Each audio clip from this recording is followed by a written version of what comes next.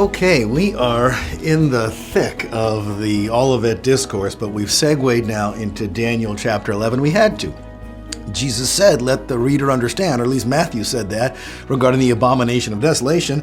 You almost have to read the whole chapter 11 of Daniel to make any sense of the Abomination of Desolation.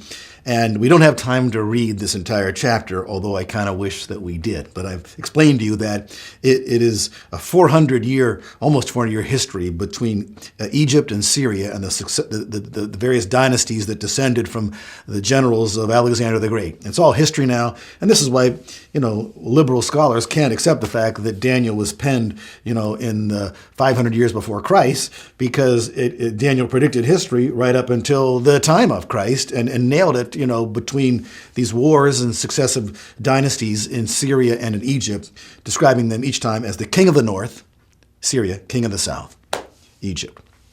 Okay.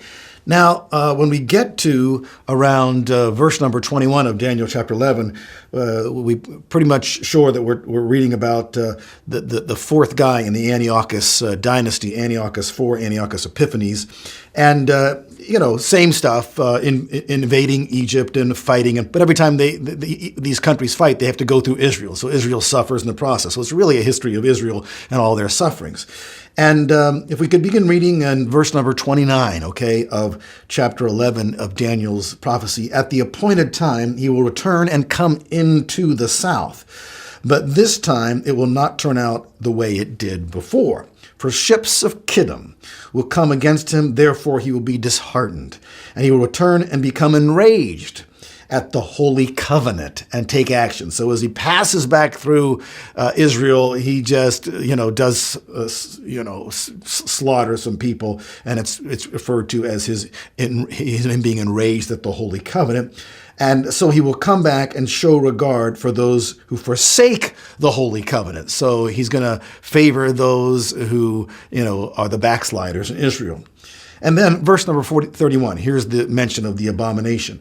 And forces from him will arise and desecrate the sanctuary fortress. Desecrate. This is a holy place, the sanctuary, the temple, of which there was, of course, a surrounding wall and a secure place. You couldn't just walk in there without having to go through gates and so forth. He'll desecrate the sanctuary fortress.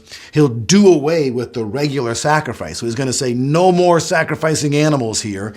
And he will set up the abomination of desolation. And it's my understanding that Antiochus Epiphanes of history, Antiochus IV, slaughtered a pig in 167 BC in the temple just to show the Jews that he hates their religion and he's going to do something that is abhorrent to them, slaughter an unclean animal there, totally against the law, and set up this, whatever it was, some kind of idol there in the temple. And so this was a horrible thing. And verse number 32, it gets interesting. By smooth words, he will turn to godlessness those who act wickedly toward the covenant. So again, this is all blasphemous type stuff. But the people who know their God will display strength and take action. And those who have insight among the people will give understanding to many, yet they will fall by the sword and by flame, by captivity, by plunder for many days. And again, study your history books. This is the Maccabean revolt. The family of the Maccabees, led the revolt against this desecration and Antiochus Epiphanes. And if you have a Catholic Bible, it includes two books that aren't included in the Protestant Bible, Maccabees 1 and 2. And it's the history of that time, not considered to be inspired books by the Protestants, but worth being in the Bible by the Catholics, And the deal here is now that is so interesting is that Jesus, in around 33 A.D., said to his followers, when you see the abomination of desolation spoken of by Daniel the prophet, then flee. Well, goodness, they could have said at that point in time, Jesus, you're a little off on your prophecy here, my friend. That happened 200 years ago. And you can read about it in Daniel, and it just follows a chronology and so forth. But Jesus is smarter than any of us, right? And so we got to accept what he says. And so the abomination of desolation is yet to occur. And there must be a double meaning here, and Antiochus Epiphanies must be a foreshadowing of some sorts of the future abomination of desolation. All right? Interesting stuff. And you might remember I talked to you about how people who study this and theologians have coined a term called the law of double reference. That is, you're reading a prophecy that has some imminent fulfillment, but also has this way in the future end times fulfillment. And that's exactly what's happening in Daniel. And that's probably exactly what was happening in Matthew chapter 24. And that's why we have so much confusion about, is this about the destruction of Jerusalem in 70 AD, or is this about the end of the world, which is yet to come? Okay. As we keep reading here in Daniel, which we're going to do, you're going to see that the language does seem to change. And you think, whoa. Are we still talking about Antiochus Epiphanies here? Okay. Verse number 34. Now, when they fall, they will be granted a little help, and many will join with them in hypocrisy.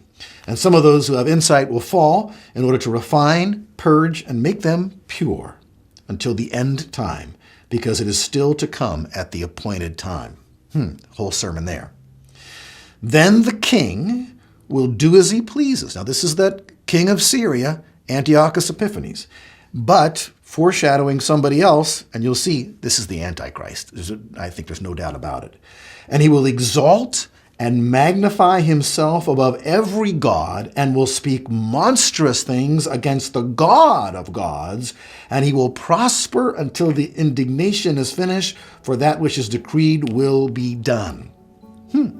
You read in other prophecies in Daniel, and you read in 2 Thessalonians when Paul talks about these things, when the Antichrist is going to, I'm reading from 2 Thessalonians 2 and verse number 4, who opposes and exalts himself above every so-called God or object of worship, so that he takes his seat in the temple of God, displaying himself as being God.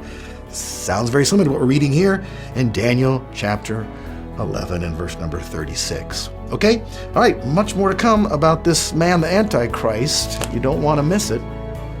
See you next time.